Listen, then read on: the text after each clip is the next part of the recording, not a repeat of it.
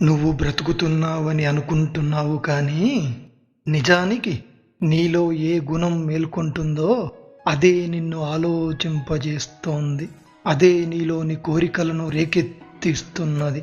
అదే నీ విధిని కాలరాస్తున్నదని ఏనాడైనా ఆలోచించారా? సరే, మీకు అర్థమయ్యేలా చెప్పాలంటే, కొంతమంది ఎందుకు ఎల్లప్పుడూ ప్రశాంతంగానే ఉంటారు, ఇంకొంతమంది ఎందుకు ఎప్పుడూ ప్రపంచాన్ని గెలవాలనే ఆరాటంతో జీవితాంతం పరుగులు తీస్తూనే ఉంటారు, అలాగే మరికొంతమంది ఎందుకు ఎప్పుడూ చీకట్లోనే చిక్కుకుని జీవోత్సవంలా బ్రతుకుతుంటారు? దానికి కారణం అదృష్టమో లేక పరిస్థితిలో కాదు మిత్రమా. మనలోనే నిశ్శబ్దంగా పనిచేస్తున్న ఆ 3 గుణాలే ప్రతి మనిషి యొక్క ఆలోచనలను, అలవాట్లను, భవిష్యత్తును నియంత్రిస్తున్నాయి. అయితే అంధకారంలో మునిగిన మనస్సును, ప్రకృతి సంఖ్యలచే బంధింపబడిన జీవాత్మను, 3 గుణాల మహాచక్రంలో చిక్కుకున్న మనుష్యుడను మేల్కొలిపి ఓ మహాశక్తిగా తీర్చిదిద్దగల ఆ తత్వరహస్యాన్ని గూర్చి ఆ పరంధాముడు పలికిన పలుకులే ఈ గుణత్రయ విభాగ యోగం. భగవద్గీతలోని 14వ అధ్యాయమైన గుణత్రయ విభాగ యోగమునకు మీకు స్వాగతం. శ్రీ భగవాన్ ఉవాచ పరం భూయ ప్రవక్ష్యామి జ్ఞానానాం జ్ఞానముత్తమం యజ్ఞాత్వా మునయః సర్వే పరాం సిద్ధిమితో గతాః. శ్రీ భగవానుడు పలికెను, ఓ అర్జున, జ్ఞానములలోకెల్లా అత్యుత్తమమైన పరమజ్ఞానమును గూర్చి నేను నీకు మరలా తెలియజేయుచున్నాను. ఈ దివ్య జ్ఞానాన్ని తెలుసుకోవడం ద్వారానే మహర్షులందరూ సంసార బంధనాల నుండి విముక్తులై పరిపూర్ణతను పొందారు. ఈ దివ్య జ్ఞానాన్ని ఆశ్రయించిన వారు నా స్వరూపాన్నే పొందెదరు. అట్టి మహాత్ములు సృష్టి ఆరంభంలో మరలా జన్మింపరు, అలాగే ప్రళయకాలంలో కూడా వారు కలత చెందరు. ఓ అర్జున, మహత్తరమైన నా మూల ప్రకృతియే సమస్త ప్రాణులకు గర్భస్థానము. దాని యందు నేను సృష్టి బీజాన్ని స్థాపించదను. దాని ఫలితంగానే సమస్త జీవరాశులు ఉద్భవించుచున్నాయి. ఓ కుంతీపుత్ర, వివిధ రూపాలలో జన్మించుచున్న సమస్త జీవజాతులను తన గర్భమున ధరించుచున్న మూల ప్రకృతియే తల్లి. అలాగే బీజస్థాపన చేయుచున్న నేనే తండ్రిని. అనగా సమస్త ప్రాణకోటికి ప్రకృతియే తల్లి అని, పరమాత్మయే తండ్రి అని భావం. సత్వం రజస్తమయితి గుణా ప్రకృతి సంభవాః నిబధ్నంతి మహాబాహో దేహే దేహినమవ్యయం. మహాబాహువులు కలిగిన ఓ అర్జున, ప్రకృతి నుండి ఉద్భవించిన సత్వ రజస్తమో గుణములు నాశనము లేని జీవాత్మను శరీరమునందు బంధించుచున్నవి. ఓ అర్జున, ఈ మూడింటిలోనూ సత్వగుణము స్వచ్ఛమైనది. అందువల్ల అది ప్రకాశవంతమైన జ్ఞానాన్ని, అలాగే ప్రశాంతతను ప్రసాదిస్తుంది. కానీ అది సుఖ సాంగత్యముతో, అలాగే జ్ఞానాభిమానంతో జీవుణ్ణి బంధిస్తుంది. వివరణ: ఉదాహరణకు, ఒక వ్యక్తి ధ్యానం, యోగాభ్యాసము ద్వారా ప్రశాంతతను పొందుతాడు. కానీ ఆ ప్రశాంతతనే పరమస్థితిగా భావించి దానిలోనే ఆసక్తిని పెంచుకున్నట్లయితే అతడు గుణాతీత స్థితిని చేరుకోలేడని భావం. ఓ కుంతీపుత్ర, రాగాత్మకమైన రజోగుణము కోరికలు, ఆసక్తుల నుండి ఉత్పన్నమగునని తెలుసుకును. ఈ రజోగుణము కర్మలు, వాటి యొక్క ఫలితాల పట్ల ఆసక్తితో జీవుణ్ణి బంధిస్తుంది. వివరణ: ఉదాహరణకు, ఒక యువకుడు మంచి భవిష్యత్తు, ధనం, విజయాల కోసం నిరంతరం శ్రమిస్తుంటాడు. అతని తపన, కోరిక, పోటీతత్వం ఇవన్నీ రజోగుణ ప్రభావమే. అయితే అతను ఎంత సాధించిననో ఇంకా ఏదో పొందాలనే కోరికతో నిరంతరం పరుగులు తీస్తూ శాంతి నశించి కర్మలలోనే బంధింపబడతాడని భావం. ఓ భరతవంశస్థుడా, తమో గుణము అజ్ఞానము నుండి పుట్టినదని తెలుసుకొనుము. అది సమస్త జీవులను మోహంలో ముంచివేస్తుంది. అలసత్వము, నిర్లక్ష్యము, నిద్రల ద్వారా అది జీవుణ్ణి బంధించును. వివరణ: ఉదాహరణకు, ఒక వ్యక్తి మొబైలు, సోషల్ మీడియా, గేమ్స్లలో మునిగిపోయి చదువుని, పనులను నిర్లక్ష్యము చేయును. అతిగా నిద్రపోవడం, ఆలస్యము చేయడం, తర్వాత చూద్దాంలే అనే నిర్లక్ష్య భావన, ఇవన్నీ తమోగుణ ప్రభావాలే. ఇవి అతనిని జ్ఞానం, పురోగతి, మోక్ష మార్గము నుండి దూరం చేస్తాయని భావం. సత్వం సుఖే సంజయతి రజః కర్మణి భారత, జ్ఞానమావృత్యతు తమః ప్రమాదే సంజయత్యుతః. ఓ అర్జున, సత్వగుణము జీవుణ్ణి సుఖములలో నిమగ్నము చేయును. రజోగుణము కర్మలయందు నిమగ్నునిగా చేయును. అలాగే తమోగుణము జ్ఞానాన్ని కప్పివేసి జీవుణ్ణి ప్రమాదాలలో ముంచివేయును. ఓ భరతశ్రేష్ఠ అర్జున, కొన్ని సందర్భాలలో రజోగుణాన్ని, తమోగుణాన్ని అధిగమించి సత్వగుణము వృద్ధి చెందును. మరికొన్ని సందర్భాలలో సత్వగుణాన్ని, తమోగుణాన్ని అధిగమించి రజోగుణము వృద్ధి చెందును. అలాగే మరికొన్ని సందర్భాలలో సత్వగుణాన్ని, రజోగుణాన్ని అణచివేసి తమోగుణం వృద్ధి చెందుతుంది. ఈ శరీరంలోని అన్ని ఇంద్రియ ద్వారాలు నిజమైన జ్ఞానంతో ప్రకాశించినప్పుడు అతనిలో సత్వగుణము వృద్ధి చెందినదని తెలుసుకొనుము. ఓ అర్జున, రజోగుణము వృద్ధి చెందినప్పుడు అత్యాశ, అనేక కర్మల పట్ల ఆసక్తి, అశాంతి, అలాగే విషయభోగముల యందు లాలస వంటి లక్షణాలు కలుగుతుంటాయి. ఓ కురునందన, తమోగుణము వృద్ధి చెందినప్పుడు అజ్ఞానము, సోమరితనము, అలాగే నిర్లక్ష్యము, మోహము వంటి లక్షణాలు ఉద్భవిస్తాయి. సత్వగుణము వృద్ధి చెందినప్పుడు జీవుడు మరణించినచో అతడు ఉత్తమ జ్ఞానులు పొందే స్వర్గాది దివ్యలోకాలను చేరుకుంటాడు. రజోగుణము వృద్ధి చెందినప్పుడు జీవుడు మరణించినచో అతడు కర్మాసక్తులైన మనుష్యుల యందు జన్మించును. అలాగే తమోగుణంతో మరణించిన వాడు మూర్ఖత్వంతో కూడిన పశుపక్షాదుల యందు జన్మించును.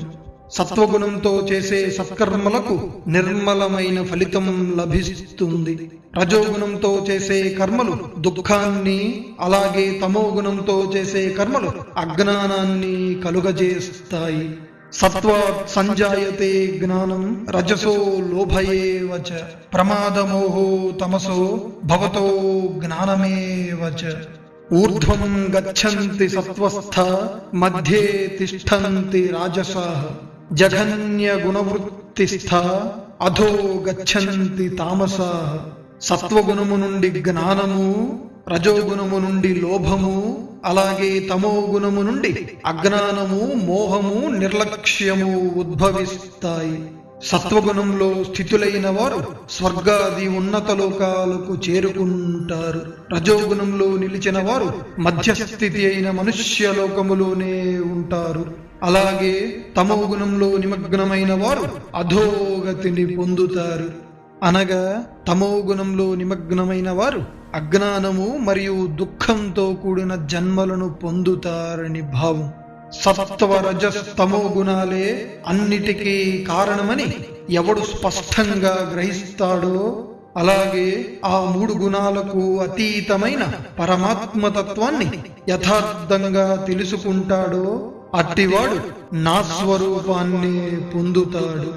శరీరానికి కారణమైన ఈ మూడు గుణాలను అధిగమించిన జీవుడు జన్మ మృత్యు జరా దుఃఖముల నుండి విముక్తుడై అమృతత్వాన్ని పొందును అని కృష్ణ పరమాత్మ అర్జునునితో పల్కెను.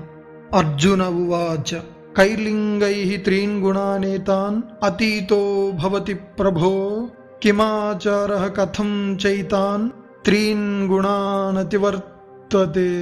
అర్జునుడు పలికెను, ఓ ప్రభు, ఈ మూడు గుణాలను అధిగమించిన వారు ఏ ఏ లక్షణాలను కలిగి ఉంటారు, వారు ఏ విధముగా ప్రవర్తిస్తారు, అలాగే వారు ఈ మూడు గుణాలను ఏ విధంగా అధిగమిస్తారు, అని అర్జునుడు శ్రీకృష్ణునితో పల్కెను.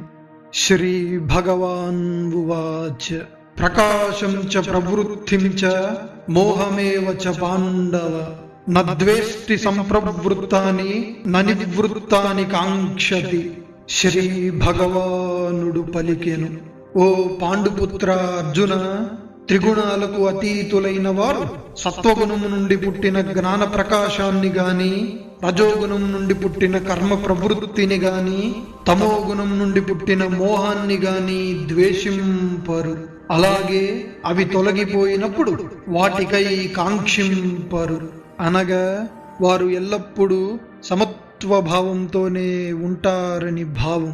అలాగే వారు ప్రకృతి గుణాల ప్రభావాలకు చెలింపకుండా సాక్షి వలె స్థిరంగా ఉండి గుణములే గుణముల యందు ప్రవర్తించుచున్నాయని భావించి నిశ్చలముగా ఆత్మస్వరూపమునందే స్థితులై ఉంటారు.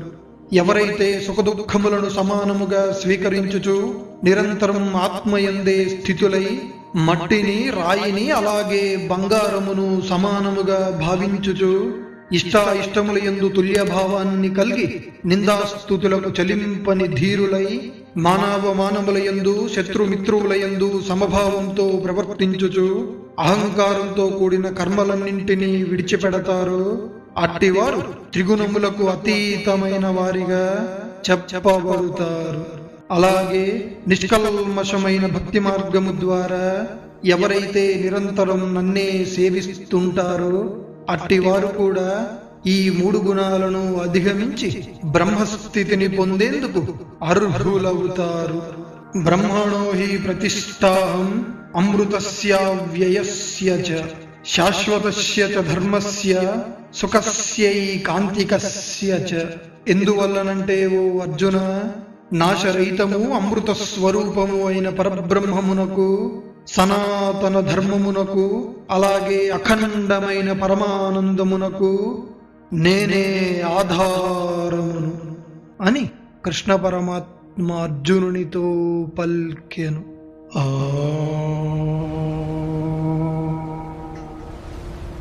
తత్సదితి శ్రీమద్భగవద్గీతాసూపనిషత్సు బ్రహ్మ విద్యాయాం యోగశాస్త్రే శ్రీకృష్ణార్జున సంవాదే గుణత్రయ విభాగయోగో నామ 14వ ఈ విధముగా శ్రీమద్భగవద్గీతలోని 14వ అధ్యాయమైన గుణత్రయ విభాగయోగం ముగుస్తుంది.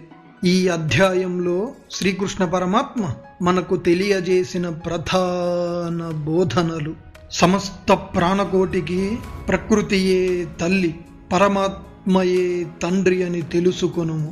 ప్రకృతి ద్వారా ఉద్భవించిన సత్వ రజస్తమో గుణాలే మన ఆలోచనలను, భావాలను, ప్రవర్తనలను నియంత్రిస్తాయి. సత్వగుణము జ్ఞానం, శాంతి, పవిత్రతను కలిగిస్తుందని ఎరుంగుము. రజోగుణము ఆశలు, ప్రవృత్తి, చంచలతను పెంపొందిస్తుంది. తమో గుణము అజ్ఞానము, అలసత్వము, మోహాన్ని కలిగిస్తుందని గ్రహింపుము. ప్రతి జీవి ఈ 3 గుణాల మిశ్రమ ప్రభావంతోనే ప్రవర్తించునని తెలుసుకొనుము. ఎవరైతే సుఖదుఖాలను, మిత్రువు శత్రువులను, నిందాస్తుతులను సమభావంతో స్వీకరిస్తారో అట్టివారు గుణాలను అధిగమిస్తారు. నిష్కల్మషమైన భక్తితో పరమాత్మను సేవించేవారు త్రిగుణాలను అధిగమించి ముక్తిని పొందేందుకు అర్హులవుతారు. పరబ్రహ్మమునకు, అమృతత్వానికి, సనాతన ధర్మానికి, అలాగే పరమానందానికి ఆధారము ఆ పరమేశ్వరుడే. కావున మనందరము ఈ గుణాల ప్రభావంలో చిక్కుకోకుండా నిష్కల్మషమైన భక్తితో నిరంతరం ఆ పరమాత్మయందే మనస్సును లగ్నము చేయడం ద్వారా మనం త్రిగుణాతీతమైన ఆ పరబ్రహ్మనే చేరుకుంటామని శ్రీకృష్ణ పరమాత్మ అర్జునుని ద్వారా సమస్త లోకాలకు తెలియజేశారు. తదుపరి అధ్యాయంలో శ్రీకృష్ణ పరమాత్మ పురుషోత్తమ యోగం ద్వారా జగద్వృక్ష స్వరూపాన్ని, జీవాత్మ పరమాత్మ మధ్య సంబంధాన్ని, అలాగే పురుషోత్తముని సత్యస్వరూపాన్ని గూర్చి అత్యద్భుతముగా వివరించును. త్వరలో మళ్ళీ కలుద్దాం. సమస్త లోకాః సన్మంగళాని భవంతు. మీ కాలాగ్ని.